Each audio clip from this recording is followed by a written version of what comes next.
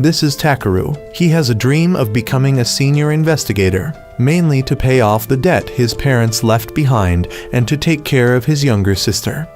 In the academy, Takeru is always mocked by everyone because he only uses a sword as a weapon, as they believe Japanese swords are outdated and haven't been used since before the Great War. They call him the sword-obsessed idiot of the loser squad. Although it's very hurtful, Takeru has to endure it. As usual, he goes to the squad's meeting room. As soon as he enters, Takeru sees Usagi cosplaying as a rabbit, while Ikuruga is gleefully holding a camera. This scene is so familiar that Takeru bursts into tears. Usagi rushes over and kicks him, grabbing him and demanding to know why he's crying when she's the one who should be crying for being seen like this. But no matter how Takeru tries to defend himself, he's still called a pervert.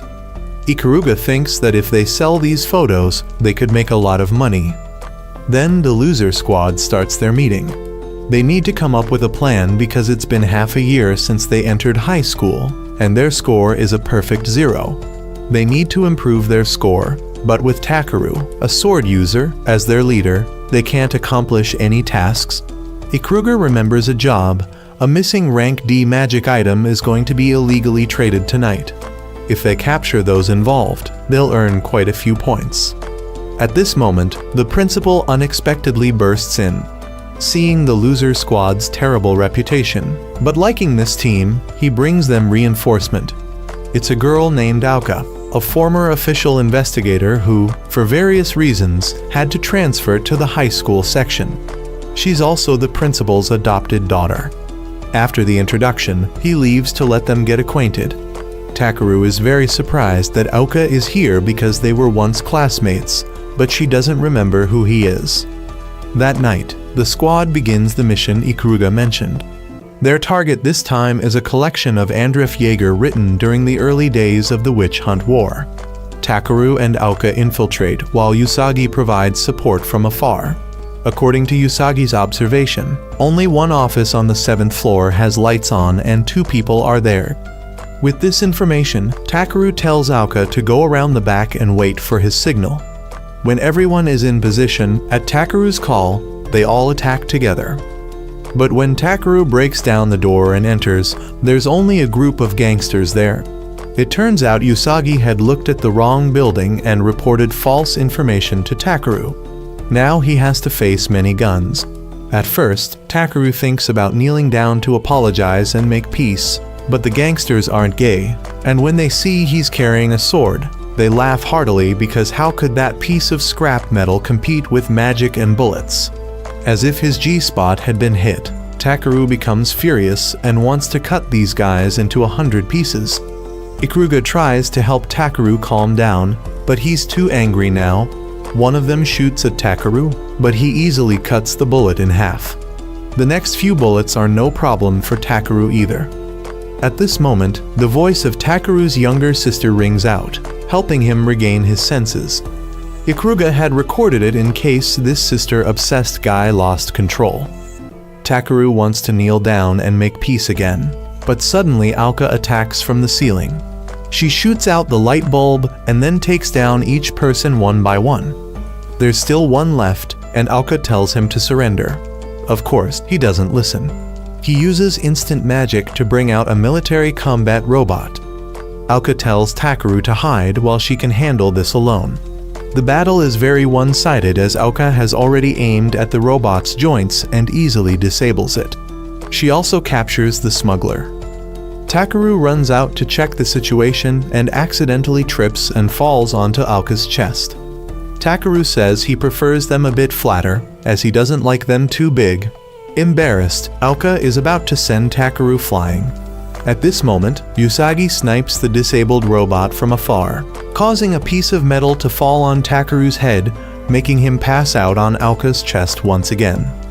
From that day on, Auka had been going on missions alone without needing teammates. Usagi was not happy with this work attitude, but she couldn't do anything when Auka pointed out the weaknesses of each person. Usagi's sniping was terribly bad. Ikuruga was very good with machines, but over-customized them who would attach an automatic firing system to a 9mm gun. especially Takeru, although he was the team leader, made very flawed decisions. Aoka advised him to give up being the team leader if he didn't want his teammates to die in vain. After saying that, she left for her mission. Takeru admitted that Aoka was right.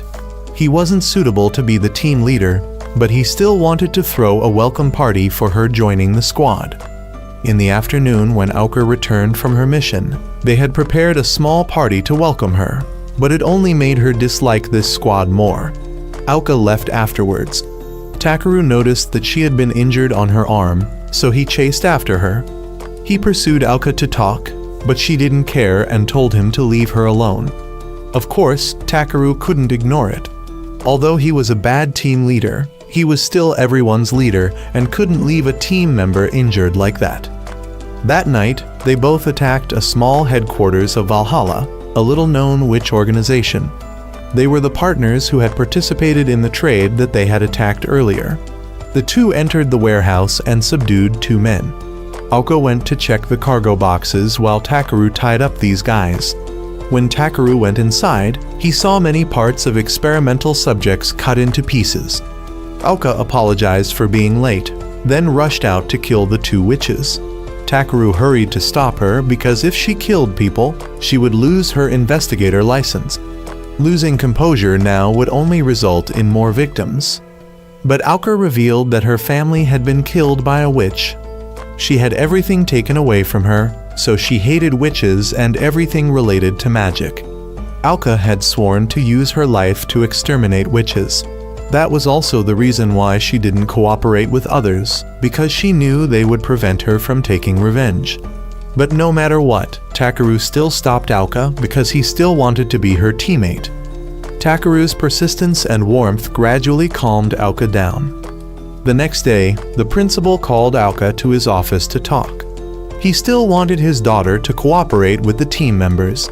Although the team didn't have 5 million combat power, each individual had great potential.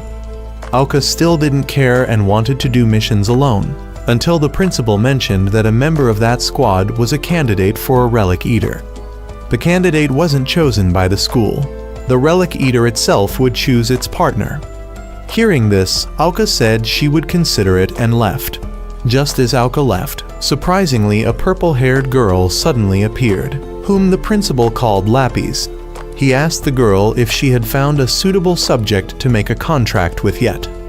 Returning to the lousy squad, Usagi was very proud that she could hit the target 100% of the time. Next time she wanted to show Aoka how capable she was. Right at that moment, Aoka arrived. She came here after hearing the reason why Takeru became an investigator, which was to pay off debt. This made her even less accepting of Takeru as the team leader. Ikuruga thought that Aoka wasn't any better, as Aoka had her investigator license revoked and was even called by another name, Calamity. Aoka always killed criminals even without orders, leaving many pools of blood every time she went on a mission. Aoka had no intention of refuting that and left. She went to the cemetery to visit her family's graves. Takeru followed her afterwards. He really wanted to know what had happened. Aoka still remembered very clearly that day 9 years ago, when a girl with a knife attacked her parents. Even her little sister couldn't escape that fate. Aoka always engraved it in her mind. She swore to kill all the witches. It was her only reason for living. So whenever she faced criminals, blood always rushed to her head. Aoka easily lost herself and pulled the trigger, then called it justice. She had given up her humanity for revenge, and Aoka thought that Takeru becoming her teammate would only hinder her. Takeru didn't have time to answer before an explosion occurred in the city. Someone had summoned a robot. He assigned the robot the mission of targeting Taimado Academy, the place where witches were seen as sinners and imprisoned. He wanted to liberate the witches. Afterwards, Aoka separated again to handle everything on her own. Takeru was very worried and went to find her. While Takeru was searching for Aoka, Lapis's figure suddenly swept past him. Before he could understand the situation, Takeru received a notification from the principal. The principal informed him that the summoned robot was an ancient hero called Einherjar. and it was heading towards the place where the witches were imprisoned. Unable to gather forces in time, the principal called on all students to help.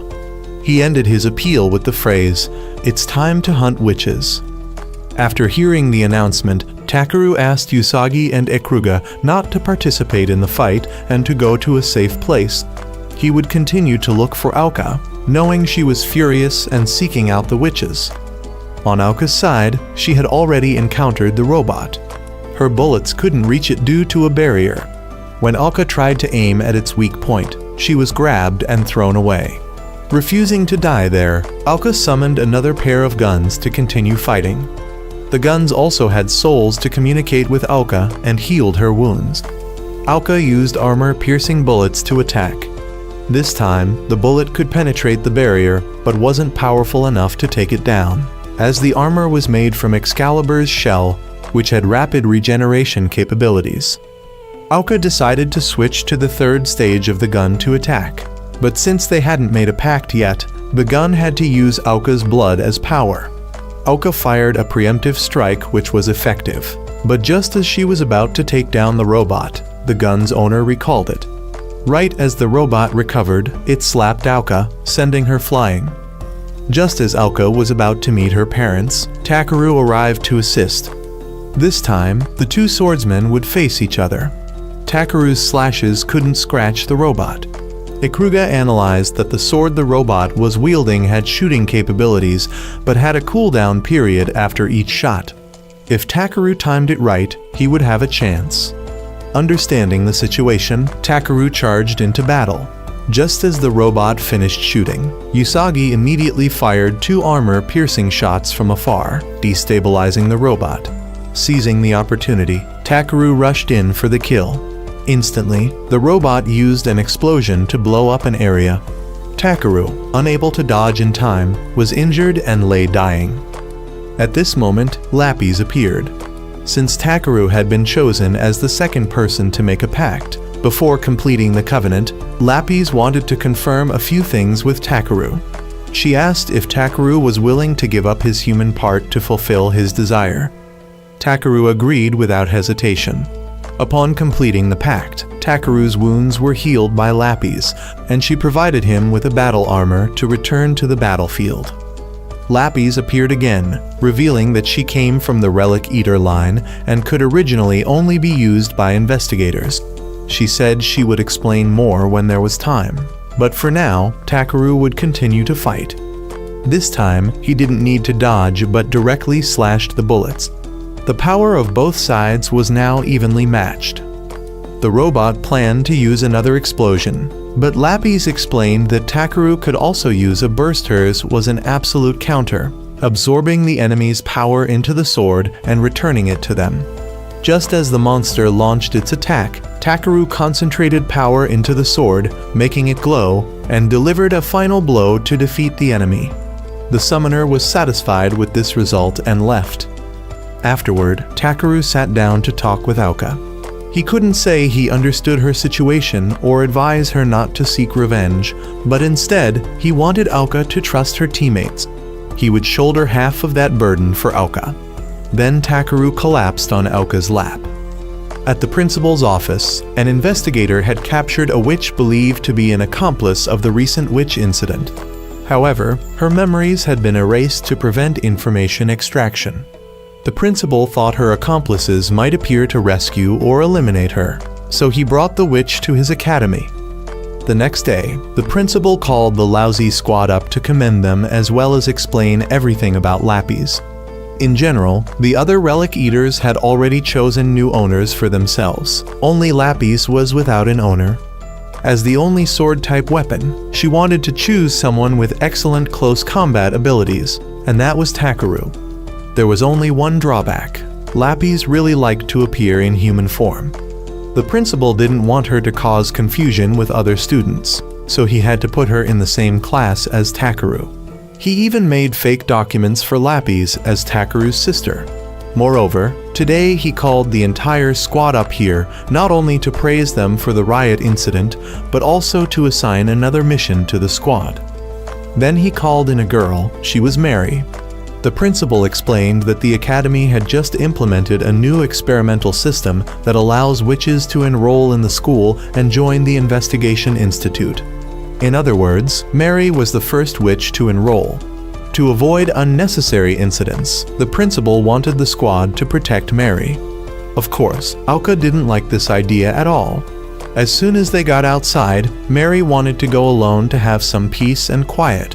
Everyone thought it was fine because she was wearing a tracking collar, and if she used magic, it would explode. Only Aoka insisted that Mary report in detail everywhere she went and what she was doing. Naturally, Mary didn't agree, and the two erupted into an argument. The following days weren't any better, with both of them constantly sniping at each other, even during lunch. They argued over a piece of cake, and when Takeru tried to intervene, they both punched him. Afterwards, Mary bought a cold drink for Takeru to treat his wound. He also apologized for Aoka's behavior. Mary thought this was normal because the enemies of investigators were witches. Takeru didn't think so because he didn't see Mary as an enemy. He thought if Mary wanted to be an investigator, then he would see her as a teammate. Moreover, from his observation of Mary, he found her to be a very good person. Takeru revealed that he didn't join the academy simply because he hated witches. As for Mary, she wanted to become an investigator because she wanted to show people that magic isn't as dangerous as they think. She wanted to change the world's perception and show that not all magic is dangerous. It can also save people. Mary wanted to do many good things to prove that it's not evil. The two became closer after that. Going back to the summoner from before, we now know that Mary had cooperated with him to summon the robot, on the condition that he wouldn't kill innocent people. But he didn't listen. When the investigators came for him, he killed them without hesitation. Before Mary could realize the situation, he had erased her memories and left, causing her to be arrested. He didn't want to kill Mary right away. He wanted to torture her mentally. In the squad's room, Aoka and Mary argued again, with Takeru having to intervene. Aoka was surprised when Takeru called Mary by her name. Realizing the issue, Mary continuously got close to Takeru to provoke Aoka, and it worked. At this point, Usagi spoke up, saying there was another issue they should worry about more than how they address each other: the Academy's autumn tournament. At the announcement board, Takeru met his old teammate, but he didn't seem to like Takeru's squad appearing on the competition board. He said Takeru's squad would meet his team in the second round, but it seemed unlikely because he didn't think Takeru's team had enough strength to pass the qualifiers. Takeru didn't care and went home. At the academy gate, Mary was waiting for him because she had decided to live with Takeru for protection. Of course, Aoka would come along to protect and keep an eye on Takeru. At Takeru's lodging area, the place exuded a scary aura, with many crows around, making Aoka very scared. When they reached Takeru's room door, he gave Mary the key to enter first while he went to buy groceries. Mary wanted to go with him, but Aoka stopped her because she was very afraid of ghosts. Outside, there were other investigators following to see if Valhalla had any movements. In the evening, when Takeru returned with groceries, Mary had just finished bathing, and he accidentally saw her body. Mary thought it was normal until Aoka came out. Aoka tripped and fell onto Mary, and both of them ended up on top of Takeru. The very next day, the tournament opened. Takeru's team faced many difficulties because the members didn't coordinate well. Takeru could only wait for the enemy's openings to attack, but he was constantly being provoked and called a lousy swordsman. Ikuruga also wanted Takeru to get angry and end this quickly. Although very frustrated, Takeru didn't want to lose his cool so easily. He wanted Aoka to act as bait and buy him some time. Then Takeru rushed out to fight. Feeling the mockery of everyone towards the lousy squad, Mary couldn't stand it anymore and immediately rushed out to act as bait for Takeru. This was also the momentum for Takeru's team to win. The MVP today was Mary, and Aoka somewhat acknowledged her. Afterwards, everyone went to the food stalls to celebrate. At this time, Aoka went to the principal's office to report. She accidentally read Mary's file and learned that Mary was related to Valhalla. she had been arrested on charges of murder. With this information, Aoka reported everything about Mary to Takeru before the match. The fact that Mary was a murderer was undeniable. Anyway, they both still needed to clarify a few things related to her arrest and the mission assigned to the team. Above the arena, the investigation team was increasing the defense layers around the tournament. The principal also arrived shortly after. The captain questioned why the principal deliberately let Aoka know about the report on Mary. But what the principal cared about now was whether Valhalla would appear or not. Then the second round began. Before both sides could fight, suddenly a girl from the opposing team had severe stomach pain, and from there, many black threads emerged attacking everyone. From the girl's body, a giant flower sprouted. When it bloomed, the witch appeared again. He called himself Haunted, the commander of the Valhalla army. Today he came to take Mary back, but Mary didn't remember who he was. Of course, Takeru didn't allow it. He rushed out to protect her. At this moment, the captain ordered to open fire on Haunted, telling them to shoot continuously even if he turned into a lump of mincemeat. The principal wanted the captain to capture him alive instead of killing him, but the captain refused, saying if they didn't kill him, they would be the ones to die. The magician went berserk. He used magic to trap Takeru, Aoka, and Mary in a dark space. Outside, the captain ordered to continue shooting, but it had no effect.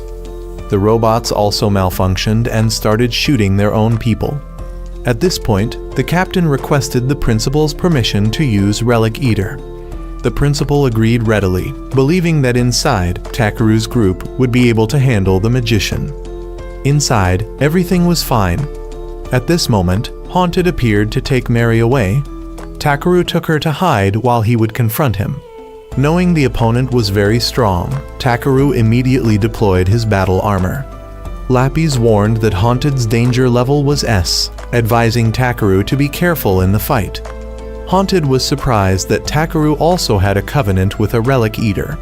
He then pretended to apologize for coming to capture Mary, saying he was just following orders and hoped Takeru would forgive him this time. Takeru didn't care and rushed to attack. He had been lured exactly as Haunted planned. Suddenly, Haunted stabbed Takeru in the stomach, severely wounding him. In this situation, Lapis reported that Takeru's recovery time was unclear. At this point, Haunted also equipped himself with a battle armor.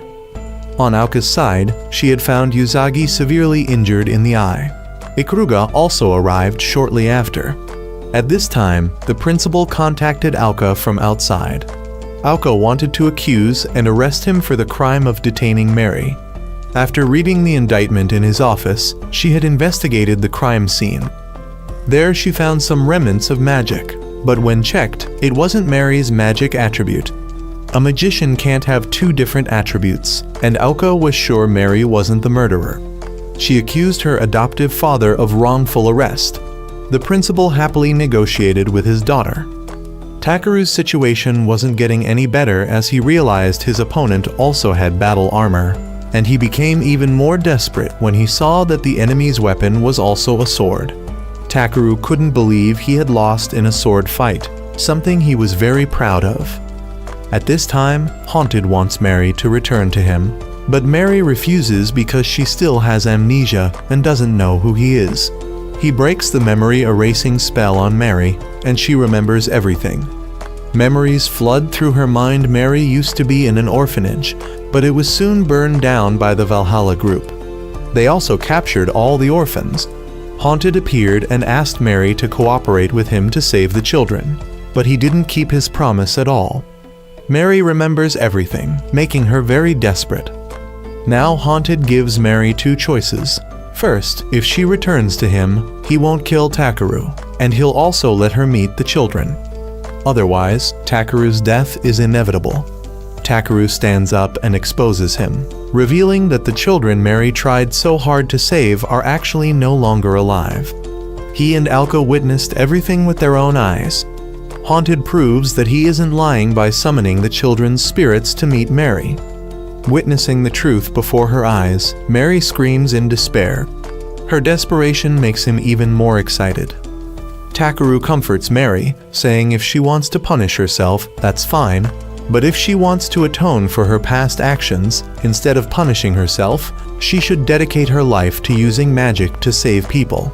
If that burden is still too great for her to bear alone, he will stand up and shoulder half of that burden for her. Takeru has recovered and enters into a fighting stance with Haunted. Haunted still doesn't consider Takeru an opponent and starts mocking him. Both rush into battle. Haunted uses continuous thrusting attacks, causing Takeru to be unable to dodge and be thrown far away. Even Takeru's brain acceleration skill has no effect. Takeru wants to continue attacking, but something blocks him. Lapis analyzes the situation. It's the slashing attacks of Haunted's armor that can materialize long slashes. The sword paths are maintained within the attack range after striking, so he can't approach immediately. Takeru quickly devises an attack plan. He continuously shortens and lengthens his sword to attack Haunted, and it proves very effective. At this point, Haunted throws the corpses of Takeru's old teammates at him, causing Takeru to lose focus and get attacked. Just as Takeru is about to be killed, Mary, despite the collar that will explode if she uses magic, uses an attack on Haunted. Of course, it doesn't hit him, but she thinks she's bought enough time for Takeru and awaits her own death.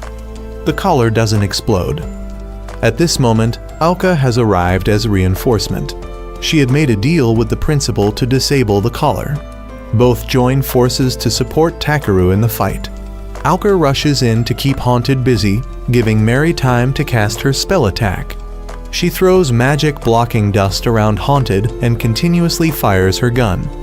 Just as he approaches Aoka, Usagi shoots continuously from afar to push him back. This gives Mary enough time to cast her spell, which she fires directly at him. He easily dodges it, but what she aimed for wasn't him but Takeru. He has absorbed all of Mary's magic to enhance his own strength. Both sides enter a stance to launch decisive blows. The two sword tips clash with each other. Haunted still thinks he's stronger than Takeru, until Lapis deploys a comprehensive counterattack. This is her unique skill. Takeru absorbs all the magic from both Mary and Haunted and launches a final blow to end the battle. Completely defeated, the sorcerer leaves with a promise to make Takeru pay. The battle has ended. Mary happily thanks Takeru because thanks to him, she didn't make any more mistakes. All the injured have been taken for treatment, except for Usagi, who needs special treatment due to severe eye injuries. After finishing the treatment process, Usagi was called back to meet her mother. She has reviewed Usagi's academic performance and believes that with these results, she won't be able to pass the first year, let alone graduate. She then decided to have Usagi marry early, and this month is the last month Usagi is allowed to stay at school. At the academy, everyone has gathered to hear the announcement about the witch hunt event that had been cancelled being reopened. Initially, Takeru wasn't very interested in this festival until he learned that the academy would add a special currency for the festival. They can use it to exchange for points and can also exchange it for cash. Aoka wants to oppose this and advises everyone to focus on doing missions, but Takeru doesn't listen, and he starts to discuss strategies for the festival. They will earn a lot of money for Takeru to pay off the debt his parents left behind. After that, Usagi came to join everyone's meeting. At this point, there is a person named Ishida, the leader of Squad 23. He gets straight to the point, wanting to form an alliance with Takeru's team during the festival. Since their team also has few members, they want the two teams to support each other. With additional support, Takeru agrees immediately, but Usagi seems unhappy about something, showing an uneasy mood outside. While Usagi is thinking, she accidentally bumps into an acquaintance. It seems he did something in the past, so when Usagi faces him, it makes her very scared and collapse. Just then, Takeru passes by and sees this scene. He immediately comes to protect Usagi. The man introduces himself as Ryoma, Usagi's childhood friend. He asks Takeru to take care of Usagi because she is a very important person to him, then leaves first. Usagi, being too scared, also faints. On Aoka's side, she has met the student council president. This is Nagaru, who gets straight to the point and wants to ask Aoka for help with something. It's to catch a witch named Mifai, a witch who can manipulate human minds. People propagate that this witch is just an urban legend, but the president reveals that her people have been attacked. All were killed except for the president and her secretary. The president also mentions Ryuma's name. He just arrived here a month ago, but has already become the executive committee leader and done a lot for the school. It also coincides with a month since the president's side was attacked, so she wants to ask Aoka to keep an eye on him. At the infirmary, everyone has visited Usagi and left one by one to give Usagi quiet space to rest. Takeru was about to leave, but Usagi unconsciously holds him back. Takeru decides to stay with her. Late at night when Usagi wakes up, Takeru is still there with her. After that, he takes Usagi home. On the way home, Takeru wonders about the relationship between Usagi and Ryume, but Usagi avoids the question and doesn't want to answer. Takeru still wants to know and hopes Usagi will tell him so he can help her. Usagi says she's about to marry him because if she's married into his family, her family's future will be brighter. She also reveals that this is the last month she gets to be with everyone, then runs away. Takeru chases after her and invites her to his home.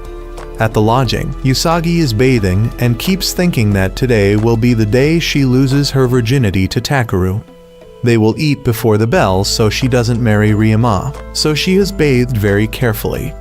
Although she says she doesn't like it, thinking about the scene of the two having children together makes her reconsider. After that, Usagi steps out without any clothes covering her body, then moves close to where Takeru is. She's ready to give her first time to him. At the climax, everyone has walked in and witnessed everything. They all rush to attack Takeru. After that, Takeru has told everyone everything.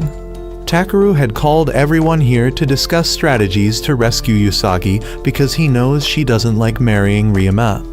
Now they just need to raise her score to a level that her family can accept for her to continue studying. They will actively hunt during the festival to earn a lot of money to exchange for points. Usagi cries happily. She always gets in everyone's way, but everyone still reaches out to help her. Takeru reassures Usagi that she is not useless. She has always been helping everyone from afar. Without Usagi, perhaps they wouldn't have come this far. The next day, Ikuruga presented her sure win plan to the support team. It's cosplay. When the girls come out, it immediately excites the crowd and fills them with fighting spirit. After that, they all took a commemorative photo. After the cosplay session ended, Aoka started patrolling. She noticed a girl drawing something. When she came to ask, the girl said Ryuma asked her to decorate for the festival. Feeling unusual, Aoka asked her weapon to show her the entire academy from above, and she discovered this is a kind of magic formation to control people's minds, with an extremely wide range of influence. At Takeru's place, while he was taking out the trash, Ryume came to find him. He came to provoke Takeru and even revealed that Usagi had killed her own brother, making him furious and wanting to punch him. He promised not to give Usagi to someone like Ryume. After that, he went to find Usagi again, but this time she wasn't afraid anymore because she had her teammates by her side. He mentioned again the pain of losing her brother, making her lose her composure and faint. After that, he took her away. After Aoka realized that Ryume was actually Mifai, she and the student council president's secretary prepared to capture him. As soon as they burst in, she saw Usagi lying on the ground. Suddenly, the secretary revealed her true identity. She had been possessed by Mifai. She had dealt with the president before coming here. When Aoka was distracted, Ryume stuck a charm on her forehead, allowing Mifai to possess Aoka. On Takeru's side, he received a call from the student council president. She wasn't actually dead because she had worn a bulletproof vest. She called to inform him that Aoka was in danger and needed the help of the useless squad. Mifai's plot was to reclaim her body being kept in the academy. She would use a magical artifact to brainwash the academy. With this information, Takeru called Lapis to track Aoka's location, but she could only find Usagi's location at the church. He wanted to ask Mary to help break the brainwashing magic. At the church, Usagi was now wearing a wedding dress. She remembered when she was young, playing with her brother. Her brother took out a gun to show her. She thought it was a toy and kept asking to hold it. Of course, her brother didn't allow it. They struggled over it, causing the gun to accidentally fire and kill her brother. When Usagi was standing in front of her brother's grave, Ryome came and laughingly asked how it felt to kill someone. Usagi refused to answer, making him angry and slap her. He then declared that she would be his in the future. When Usagi woke up, Ryoma was sitting on top of her. He said this was their wedding night, but Usagi firmly refused, making him furious for all his preparations. He slapped her. Usagi helplessly let him do whatever he wanted. In the moment of about to lose everything, she looked at the picture she had taken with everyone. They all promised to stay by her side to help. Not wanting to disappoint everyone, Usagi fought back. She bit him on the shoulder, then threw him to the floor. Ryome angrily transformed and tried to make Usagi submit to him. Just then, Takeru arrived. He kicked Ryome into the wall, then told Usagi to leave first to help Mary save Aoka. As for Ryome, he would beat this pervert to a pulp. Usagi wanted Takeru to promise that after everything was over, she wanted him to pat her head again. Takeru agreed, and Usagi left. Fighting this guy, Takeru only needed one move to finish him. He even pretended to finish him off to scare him so much he wet himself. After that, Takeru left to find everyone. At Usagi's location, she had been given 2 special bullets by Ikuruga to shoot at Aoka. When hit, the soul possessing Aoka would be dealt with immediately. However, Usagi needed to aim at non-fatal areas. At Mary's location, she was focusing on breaking the spell. Aoka came to Mary, fully aware of her act.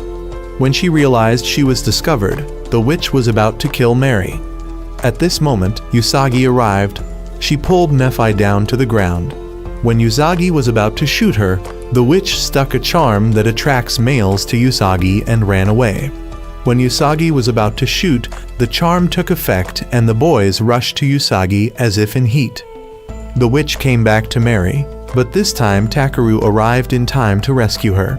Surprisingly, Nephi could also summon a pair of guns. 1 bullet destroyed Takeru's battle armor. Even without the armor, Takeru was still able to match Nephi. At this moment, Usagi arrived. The witch tricked Usagi by saying that she was the real Aoka, and Takeru was the fake one, confusing Usagi about who to shoot. Takeru didn't explain. He told Usagi to shoot him first, and then Aoka, since neither of them could die anyway. He believed in Usagi's abilities. At this point, the witch was truly scared. When Usagi aimed at her, she tried to run but couldn't because Aoka's soul was trying to regain control. Usagi didn't hesitate to shoot 1 bullet at Aoka, forcing Nephi out. The witch tried to escape, but Usagi sent another bullet to her head, causing her to vanish. Mary also completed breaking the magic formation. Aoka wasn't seriously injured. Everything was over.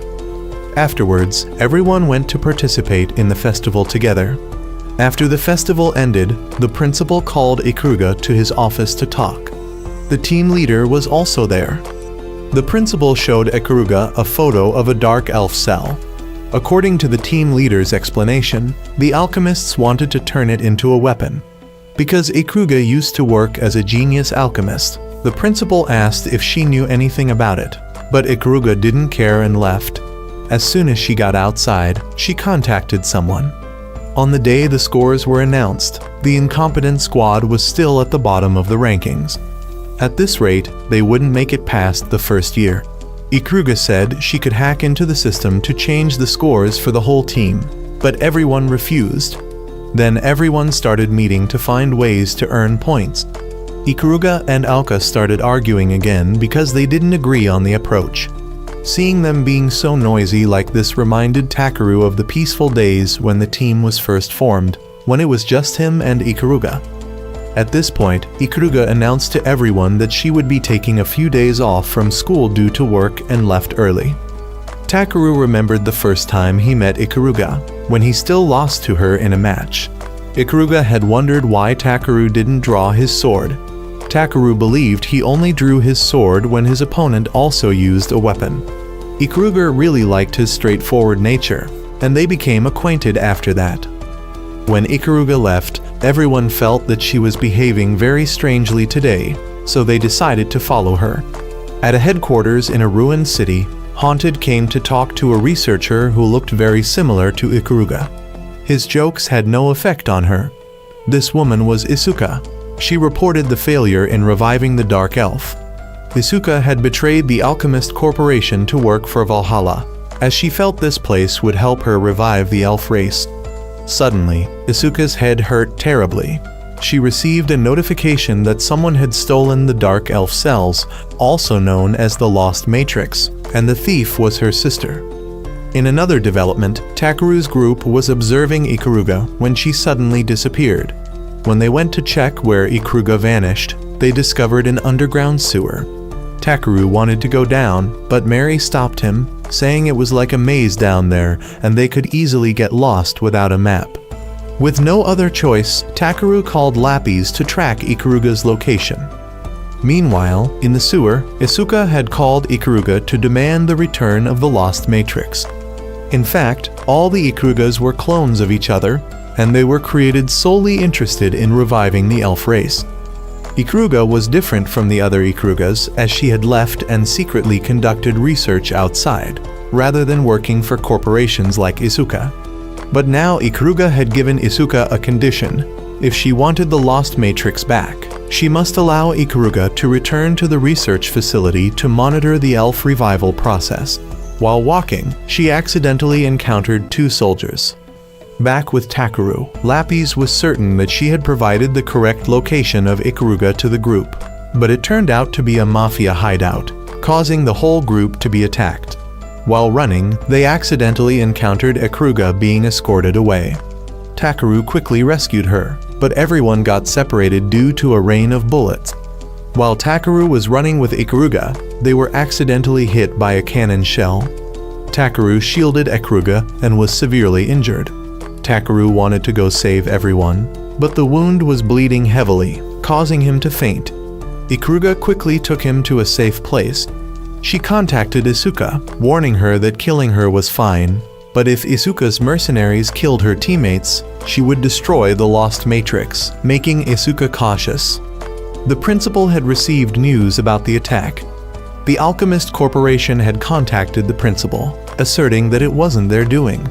To prove it, they were ready to provide 15 samples of their latest combat robots to the Academy, free of charge, so the principal could destroy Research Center No. 5. The principal gladly accepted it. Then he mobilized all investigators to prepare for a witch hunt. At the research center, Usagi, Aoka, and Mary had been captured. Isuka came to talk to all three. She was surprised that her sister had friends. Then Isuka recounted Ikuruga's past. Isuka and Ikuruga were both biological weapons created to research the elf revival process. From a young age, both were in the research room to work. As they grew up, while Isuka continued researching, Ikuruga discovered new things outside the world, such as family. She gradually realized this place no longer suited her.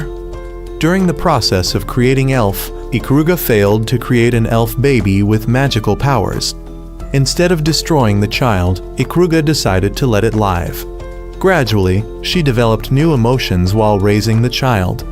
But Ikuruga soon realized this place was no longer for her. One night, Ikuruga stole the Lost Matrix and left with the child. However, the child had been destroyed as a defective product before she could retrieve it. Afterwards, Ikuruga went to the academy to keep the Lost Matrix away from the alchemists. At Takeru's place, Ikuruga took Takeru to a safe location to treat his wounds and told him everything.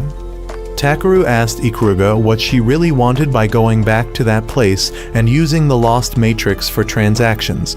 He said if she needed his help, he would still help her, and if she did something bad, he would stop her. Ikuruga was happy to hear those words and felt relieved being with Takeru. Ikuruga suddenly sat on Takeru. Before truly saying goodbye to Takeru, she wanted to experience human feelings, which is making love. Aoka started to undress. Takeru wondered why they had to say goodbye. As they were about to act, Isuka arrived to take Ikuruga away. With no time left to volunteer, Ikuruga kissed Takeru goodbye, then injected something into him that prevented him from moving. Afterwards, Ikuruga met with Isuka. As per their deal, she had the others released. Usagi wanted to return to the research center to save Ikuruga, knowing Ikuruga had done something to help them escape. Usagi didn't care about Ikuruga's past. She only knew her friend was in danger and wanted to help. Everyone agreed and set off to rescue Ikuruga. Just then, a group of robots passed by heading straight for the research center, followed by the principal's limousine. He warned that war was coming and told everyone to return.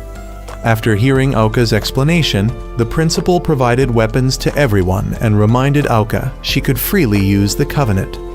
Elsewhere, as the drug wore off, Takeru tried to go outside. He begged Lapis to help him find his teammates. Lapis agreed and gave him a battle armor as well as healed his wounds. According to Lapis, Ikuruga was at the tower in the center. Without thinking much, Takeru rushed in to fight the enemy.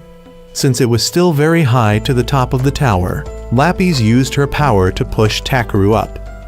On the principal's side, he was boldly walking in through the main gate. When 3 robots tried to attack him, the principal fired a bullet that made them destroy each other. Back to Takeru, he was actively eliminating the robots. Aoka came to support him so they could rescue Ikuruga together. Everyone was in position, and the underdog squad began the rescue mission. At the top of the tower, Isuka resented Ikuruga for escaping with the lost matrix. Because of her, Isuka had been reset and controlled like a puppet. Isuka also lost the ability to express emotions, but now she could escape this place by regenerating elves, and Valhalla would let her into the organization. Isuka wanted Ikuruga to hand over the lost matrix, but Ikuruga said her reasons for returning were firstly to complete the elf resurrection, and secondly to get Isuka out of there. 4 years ago, she deeply regretted not taking Isuka along when she escaped. But now Isuka saw Ikuruga as an enemy. She shot Ikuruga in the leg to force her to hand over the lost matrix, but Ikuruga had implanted it into herself. Then she transformed into a dark elf and created a dark sphere. She would destroy this place completely and take Isuka away. Just as Ikuruga was about to touch Isuka, the Haunted arrived to assist. On Takeru's side, he was running out of magic, while Aoka refused to use the pair of guns. Usagi was also running out of ammunition. Back to Ikuruga. Instead of attacking her, the Haunted stabbed Isuka in the stomach, causing Ikuruga to go berserk and attack him. She blew up an entire area and lost her power. Isuka couldn't survive either. The Haunted was still alive and created a dragon to attack Ikuruga, causing her to fall, but fortunately Takeru arrived in time. Takeru asked Lapis to analyze the situation. According to her, their chances of winning in a direct confrontation were 4%. Ikuruga criticized Lapis as being quite useless, saying that if it were a normal dragon, it would be difficult. But since it's a mechanical dragon, they just need to aim for its core. The dragon began destroying the surroundings. Following Ikuruga's instructions, Usagi reached the weapons station of the research center. The gun could only fire once and needed 5 minutes to reload. Meanwhile, Takeru was trying to lure the dragon towards himself. Usagi's first shots missed due to her nervousness, but thanks to everyone's support, she was able to calm down and hit it. However, the dragon wasn't dead yet. Usagi had only destroyed its outer shell. The dragon slammed Takeru into a wall. Just as it was about to bite Takeru to pieces, Aoka rushed out to shield him and was severely injured. Takeru used all his strength to stab the dragon's core. But at this moment, Lapis announced that Takeru had run out of magic and his battle armor was about to disappear. At the most desperate moment, Mary fired a massive amount of magic into Takeru's sword. Immediately, he activated a full counterattack and sliced the dragon in half. The battle was over. After a period of recovery, everyone continued their mission to earn points. Ikuruga found a mission to catch a smuggler scheduled for tonight, but she thought Aoka wasn't suitable for this mission. Feeling insulted, Aoka insisted on participating despite Ikuruga's warnings. This mission required everyone to disguise themselves in a bar to find the target. They had to serve customers, including some old men. Not knowing how to serve properly, Aoka caused trouble when a customer tried to touch her. Fortunately, Takeru appeared to handle the situation. After a while of serving, Aoka noticed a suspicious item on a customer. As soon as she had the chance, Aoka grabbed the item and destroyed it. But it turned out to be just a game console, and the real smuggler had already escaped. In the end, they still managed to catch him. Afterwards, the team brought the item back for Ikuruga to examine. It was just an F-rank ring that would earn them at most 5 points. Ikuruga discovered its function was to attract the person one likes when worn. She was about to try it on, but Usagi snatched it as she also wanted to try. Mary wanted it too, and as they fought over it, the ring accidentally fell into Takeru's hand. The surrounding space suddenly turned pink, and the girls began clinging to Takeru, having been enchanted by the ring. Even Lapis was affected. Everyone wanted him for themselves. The situation only ended when Ikuruga vomited on Takeru. A few days later, the squad went on another mission. This time, they were to investigate why summer wasn't ending at the beach. Upon arrival, instead of investigating, everyone changed into swimwear to enjoy the beach. The girls wore beautiful swimsuits, but Takeru only noticed Lapis wearing the school swimsuit. They all played together, while Ikuruga couldn't stand the heat and fell asleep. After playing, they went to eat. While eating, Takeru suddenly had a stomachache and rushed to the bathroom. Lapis wanted to follow but was stopped. At this time, Aoka noticed many injured people. Lapis analyzed that they might have been attacked by a monster that could make summer last forever. Usagi wanted to investigate in the sea, but Aoka couldn't swim, Ikuruga was lazy, and Takeru was desperate in the bathroom. With only 3 people left, Lapis came up with a plan to investigate by using Usagi and Mary as bait for the monster. After a while, the monster actually appeared and started dragging them down. Lapis tried to pull them up, but the fishing line couldn't bear the weight and broke. Just as they were about to drown, Takeru finished in the bathroom and, along with Lapis, dived in to save them. Although he couldn't swim, thankfully his battle armor didn't let water in. Takeru turned Lapis into a fishing rod and caught the monster to save everyone. The mission was completed. Today, Takeru visited his little sister, Kaisuke, who was in a top-secret detention room. She had been imprisoned for some reason. When the siblings met, Takeru recounted his experiences with his teammates. Then the visiting time was over. No matter what, Takeru wanted his sister to have a normal life. He promised to find a way to get her out before leaving. As usual, the Lame Squad has completed many missions to earn points. With their efforts, their scores have improved significantly. In another development, the principal is trying to control Kaisuke, as the little girl's power is too dangerous. When Kaisuke releases it outside her body, anything that touches it will become a part of her. This corrosion will continuously repeat without stopping, and it will eventually devour the entire planet if they don't do anything. Therefore, the principal is forced to kill Kaisuke repeatedly every time she resurrects. Just at this moment, there's another warning. Kaisuke has lost control again and is unleashing her power. The team leader must personally confront Kaisuke. Takeru's group continues their daily mission. Their target this time is a wizard. They disguise themselves as tissue distributors to approach him. When Usagi offered, he didn't take it, but when Mary offered, he quickly took it, proving that this guy likes flat chests.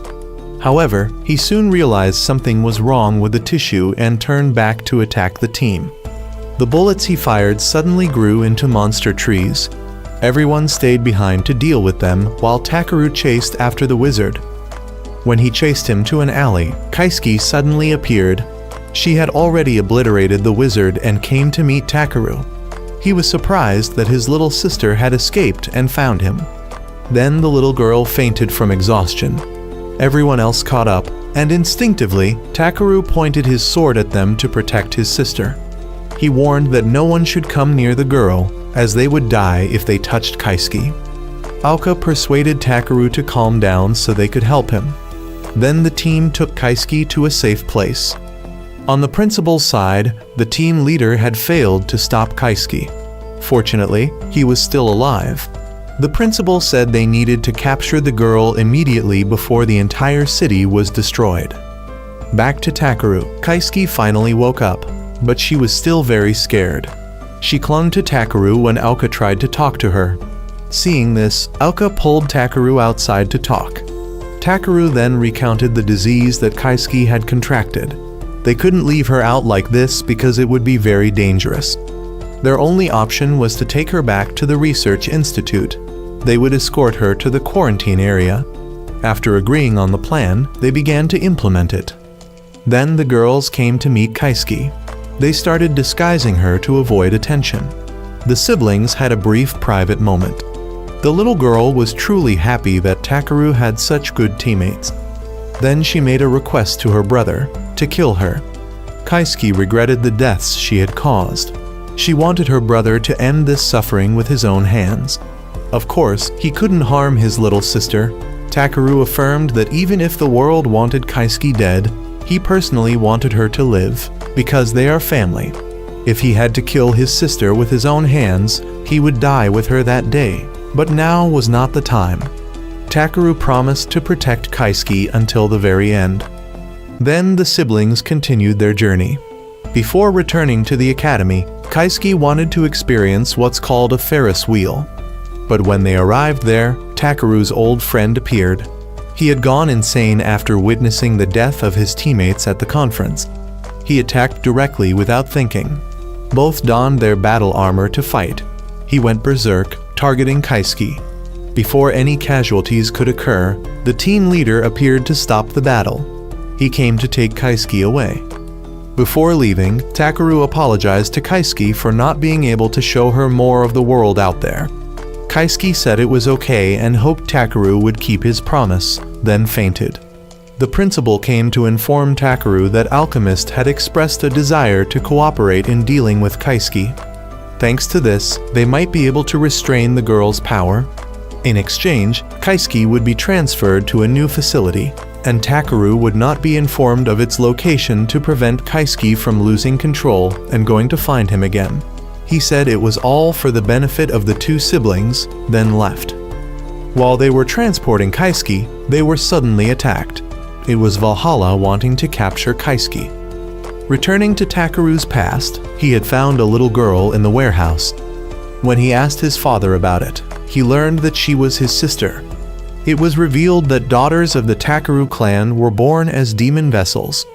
For generations, they had a covenant to kill daughters immediately after birth. However, the demon's power grew over time, and now Kaisuke had become completely immortal. No matter what was done, the little girl could not die. Until one day, Kaisuke escaped and massacred many people. Takeru's father also couldn't escape the slaughter. With his last breath, he gave Takeru two choices: either kill his sister with his own hands or protect her. When faced with Kaisuke, he decided to protect her. When Takeru woke up, he was imprisoned with Aoka. She also wanted to help bear half of his burden, as he had helped her and others a lot. Later, the chairman used her connections to get both of them out.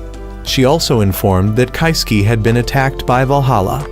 Hearing this, Takeru immediately went to find his sister.